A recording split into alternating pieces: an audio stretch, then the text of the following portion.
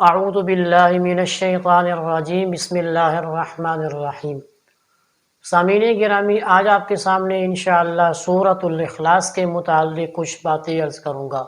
سورۃ الاخلاص یہ 30ویں پارے کے اندر موجود ہے، اور احادیث کی روشنی میں یا احادیث کے اندر اس سورۃ کے متعلق، اس کے فضائل کے متعلق جناب محمد الرسول اللہ صلی اللہ تبارک و تعالی علیہ وسلم نے کیا فرمایا، انشاءاللہ وہ آپ کے سامنے رکھیں گے، اور اس سے ہمیں پتہ چلے گا کہ سورۃ الاخلاص کن کن فوائد کے لیے ہم پڑھ سکتے ہیں اور اس کے کیا کیا فائدے ہیں۔ انتہائی مختصر سورت ہے، لیکن کثیر تعداد میں احادیث کے اندر اس کے فضائل ذکر ہیں۔ تو آئیے اپنے اصل موضوع کی طرف چلتے ہیں۔ سب سے پہلی بات تو یہ ہے کہ اگر آپ گھر میں خیر و برکت چاہتے ہیں، اور دوسرا یہ ہے کہ آپ بخشش چاہتے ہیں، یقیناً دونوں چیزیں میری بھی تمنا ہے، آپ کی بھی تمنا ہے کہ میرے گھر میں بھی خیر و برکت ہو، اور آپ بھی چاہتے ہیں کہ آپ کے گھر میں، دکان میں، کاروبار میں خیر و برکت ہو۔ اور دوسرا جو کام ہے کہ بخشش ہم چاہتے ہیں، کامیابی چاہتے ہیں، میری بھی تمنا ہے، اور ہر ایک کی تمنا ہوتی ہے کہ اللہ تعالیٰ ہماری بخشش فرما دے۔ ایسی صورت جو انتہائی مختصر ہو لیکن اس کے فوائد اتنے زیادہ ہوں، تو پھر میرے خیال میں ہمیں پریشان نہیں ہونا چاہیے اور اپنے معمول میں اس صورت کو رکھنا چاہیے۔ تو آئیے چلتے ہیں، ان کے فوائد کو جاننے کی کوشش کرتے ہیں کہ کیا کیا فائدے جناب محمد الرسول اللہ صلی اللہ تبارک و تعالی علیہ وسلم نے فرمائے ہیں اس صورت کے متعلق۔ سب سے پہلی حدیث حضرت ابو ہریرہ رضی اللہ تعالی عنہ، اس حدیث کے راوی ہیں، وہ فرماتے ہیں کہ جناب محمد الرسول اللہ صلی اللہ تعالی علیہ وسلم نے فرمایا کہ نماز فجر کے بعد 12 مرتبہ سورۃ الاخلاص اگر کوئی آدمی پڑھے گا، نماز فجر کے بعد 12 مرتبہ سورۃ اخلاص پڑھے گا، تو اسے اتنا ثواب ملے گا گویا کہ اس نے ایک مکمل قرآن کی تلاوت کی، ایک مکمل قرآن کی تلاوت کی۔ اسی طرح دوسری حدیث آپ ساتھ ساتھ بے شک نوٹ کرتے جائیں کہ کتنی حدیث میں اس صورت کی فضیلت کو بیان کیا گیا۔ دوسری حدیث حضرت ابن عباس رضی اللہ تعالی عنہما سے روایت ہے، وہ نقل کرتے ہیں کہ رسول اللہ صلی اللہ تعالی علیہ وسلم نے فرمایا کہ جو شخص ہر نماز کے بعد ایک مرتبہ سورۃ الاخلاص کو پڑھے گا، تو وہ اپنے لیے اللہ تعالی کی خوشی اور مغفرت کو لازم کر لے گا۔ مطلب یہ ہے کہ اللہ تعالیٰ کی خوشنودی حاصل کرنے کا بہترین ذریعہ سورۃ الاخلاص ہے۔ اللہ تعالیٰ کی مغفرت پانے کا، اللہ تعالیٰ سے اپنے آپ کو معاف کروانے کا جو بہترین ذریعہ ہے، وہ آپ کے سامنے سورۃ الاخلاص کی شکل میں رکھا جا رہا ہے۔ دو حدیث میں اس کے فائدے، اس کے فضائل ذکر ہو چکے ہیں۔ تیسری حدیث میں حضرت علی رضی اللہ تعالی عنہ وہ راوی ہیں کہ رسول اللہ صلی اللہ تعالی علیہ وسلم نے فرمایا کہ جو بندہ نماز فجر پڑھے اور نماز فجر پڑھنے کے بعد بغیر بات کیے نماز فجر پڑھی تو دوسرے نمازی سے بات نہ کرے، نماز پڑھنے کے بعد 10 مرتبہ اگر وہ سورۃ الاخلاص پڑھ لیتا ہے، تو اس کا فائدہ یہ ہوگا کہ اس سورت کی برکت سے اس دن وہ گناہوں سے بچا رہے گا، اور یہ برکت ہے سورۃ الاخلاص کی۔ نماز فجر کے بعد بغیر بات کیے 10 مرتبہ پڑھنے سے یہ فائدہ ہوگا کہ اس سورت کی برکت سے آپ اس دن گناہوں سے بچے رہیں گے، شیطان کے شر سے، وسوسوں سے آپ محفوظ رہیں گے۔ 3 حدیثیں ہو چکی ہیں۔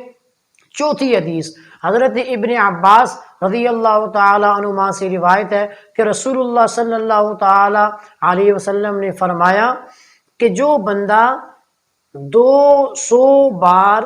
سورۃ الاخلاص پڑھے اور 4 رکعتوں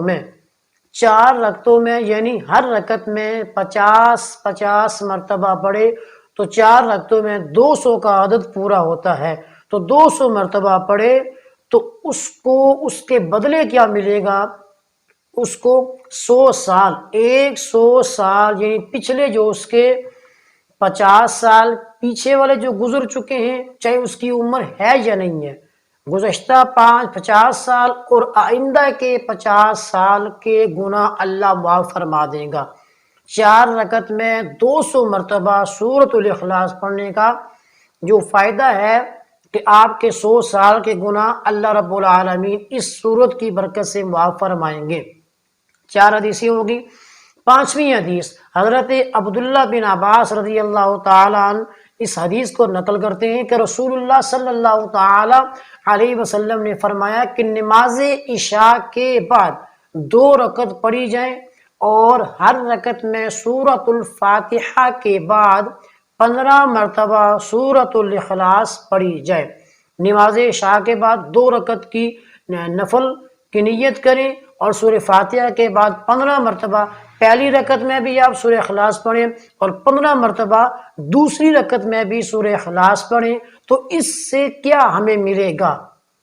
اس سے ہمیں یہ ملے گا کہ اللہ تعالیٰ جنت میں ہمارے لیے 2 ایسے محل تعمیر کرائیں گے، 2 ایسے محل ہمیں جنت میں ملیں گے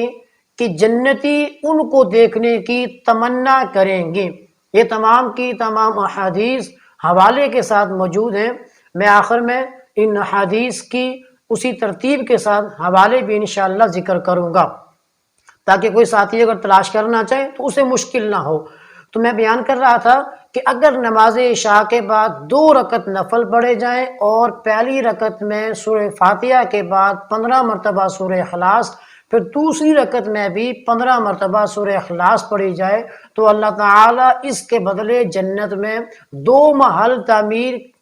کرے گا اس بندے کے لیے جس نے 2 نفلوں میں 15 مرتبہ سورہ اخلاص پڑھی ہے۔ اور ایسے محل ہوں گے کہ جنتی بھی تمنا کریں گے ان محل کو دیکھنے کی۔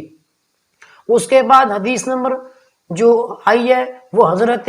کعب بن احبار رضی اللہ تعالیٰ عنہ صحابی ہیں، وہ رسول اللہ صلی اللہ تعالیٰ علیہ وسلم سے اس بات کو نقل فرماتے ہیں کہ اللہ کے نبی نے فرمایا کہ جو بندہ رات یا دن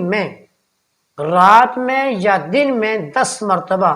یعنی 10 مرتبہ چاہے وہ رات کو پڑھ لے، 10 مرتبہ چاہے وہ دن کو پڑھ لے، دونوں میں سے کسی ایک ٹائم وہ 10 مرتبہ سورۃ الاخلاص پڑھے، ساتھ اس کے سورۃ آیت الکرسی اللہ لا الہ الا هو الحی القیوم، آیت الکرسی بھی وہ 1 مرتبہ پڑھ لے یا 10 مرتبہ پڑھ لے، تو ہوگا کیا؟ ایسے بندے کو اللہ تعالی کی خوشنودی حاصل ہوگی، اللہ تعالیٰ کی رضا حاصل ہوگی اور اس کا جو شمار ہوگا وہ انبیاء کے ساتھ ہوگا، اور اس کا اگلا فائدہ شیطان سے بچا رہے گا۔ 10 مرتبہ دن یا رات کسی وقت پڑھ لیں، ساتھ آیت الکرسی کو ملا لیں تو فائدہ کیا ہے؟ نمبر 1 اللہ کی رضا ملے گی، نمبر 2 انبیاء کے ساتھ اس کا حشر ہوگا، نمبر 3 شیطان کے شر سے وہ آدمی بچا رہے گا۔ اس کے بعد ایک اور حدیث میں حضرت ابو ہریرہ رضی اللہ تعالی عنہ راوی ہے کہ رسول اللہ صلی اللہ تعالی علیہ وسلم نے فرمایا کہ جو بندہ گھر میں داخل ہو اور گھر میں داخل ہوتے ہی الحمد شریف اور سورہ اخلاص پڑھ لے، 1 مرتبہ سورۃ الفاتحہ اور سورۃ الاخلاص پڑھ لے تو اللہ تعالی اس کے گھر سے رزق کی تنگی دور کر دیتے ہیں، رزق کی فراوانی ہوتی ہے، اور یہ اتنا مبارک عمل ہے کہ صرف اسی کو فائدہ نہیں ہوگا، اس کے پڑوس میں رہنے والوں کو بھی اس کے اثرات ملیں گے، یعنی اس کے پڑوس میں رہنے والوں کی بھی روزی میں برکت آنا شروع ہو جائے گی اس ایک آدمی کے پڑھنے کی وجہ سے۔ تو میرے خیال میں انتہائی آسان عمل ہے کہ میں پڑھوں تو میری وجہ سے پڑوسی کو بھی اس کا فائدہ ہو، آپ پڑھیں تو آپ کی وجہ سے بھی پڑوسی کو فائدہ ہو۔ تو میرے دوستو یہی تو نیکی ہے، یہی تو صدقہ ہے، یہی تو دوسرے کے لیے ہم مسلمان ہونے کے حیثیت سے ہم کر سکتے ہیں کہ ہماری طرف سے دوسرے کو فائدہ ہی فائدہ پہنچے۔ اسی طرح ایک اور حدیث میں حضرت عبداللہ بن عباس رضی اللہ تعالی عنہ راوی ہیں کہ رسول اللہ صلی اللہ تعالی علیہ وسلم نے فرمایا کہ اگر کوئی بندہ فرض نماز کے بعد 10 مرتبہ سورہ اخلاص پڑھے گا تو اسے 2 چیزیں لازمی طور پر اللہ تعالیٰ دیں گے۔ نمبر 1، اللہ تعالیٰ اسے اپنی رضا نصیب فرمائیں گے۔ نمبر 2، اللہ تعالیٰ اس کی بخشش فرمائیں گے۔ کچھ احادیث سے آپ آ رہی ہیں جو پہلے ہو چکی ہیں، یہ دوبارہ جو ذکر کیا جا رہا ہے اس لیے کہ اگر وہی حدیث پہلے آ چکی ہے تو وہ کسی اور حدیث کی کتاب میں موجود ہے، دوبارہ جو ذکر کی جا رہی ہے وہ کسی اور حدیث کی کتاب میں موجود ہے۔ اس لیے دوبارہ اگر کوئی فائدہ دوبارہ آ رہا ہے تو جب حوالہ دیا جائے گا تو آپ سمجھ جائیں گے کہ یہ ایک حدیث نہیں ہے بلکہ کئی جگہ اس کا ذکر آیا ہوا ہے۔ اسی طرح ایک اور حدیث میں ہے کہ رسول اللہ صلی اللہ تعالی علیہ وسلم نے فرمایا کہ جو بندہ گھر میں داخل ہوتا ہے اور داخل ہوتے وقت وہ سورہ اخلاص پڑھ لیتا ہے، اوپر ہم نے ذکر کیا تھا سورہ فاتحہ بھی، یہاں پر صرف سورہ اخلاص ہے، وہ پڑھ لیتا ہے تو وہی اس کو فائدہ ملے گا کہ اس کو بھی رزق کی محتاجی نہیں دیکھنی پڑے گی، اس کو بھی رزق کی پریشانی نہیں ہوگی، ساتھ اس کے کہ اس کے پڑوسی بھی اس کے اس وظیفے سے فائدہ اٹھا رہے ہوں گے بغیر محسوس کیے، انہیں بھی پتہ نہیں چلے گا کہ ہماری روزی میں یہ برکت کہاں سے آ رہی ہے۔ اسی طرح حضرت انس رضی اللہ تعالی عنہ سے روایت ہے کہ رسول اللہ صلی اللہ تعالی علیہ وسلم نے فرمایا کہ جو بندہ رات سونے کا ارادہ کرے، نماز اس نے پڑھی، سونے جا رہا ہے، سونے کا ارادہ کرے اور دائیں کروٹ پہ سوتے ہوئے ایک